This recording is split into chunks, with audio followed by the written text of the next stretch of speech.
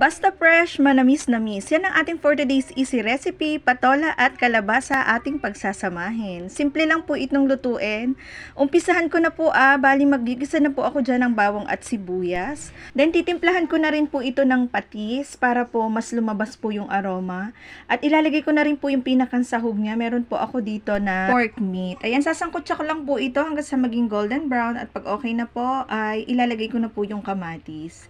Yan, bali lutuin lamang po natin yung kamatis hanggang sa lumambot at pag okay na rin po ay i-add ko na rin po itong pork cubes. Yan, medyo dinurog ko po siya para mas mabilis pong matunaw. Bali ito na po yung magsisilbi nating pampalasa at pagkatapos po ay ilalagay ko na rin po yung kalabasa. Then, igisa lang po ito ng mga ilang minuto at pagkatapos tutubigan ko na rin po siya ng konti para po mas mabilis lumambot. Then, simmer lang po natin ng mga 3 minuto.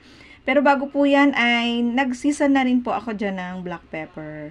After 3 minutes po ay isusunod ko naman po yung ating fresh na patola.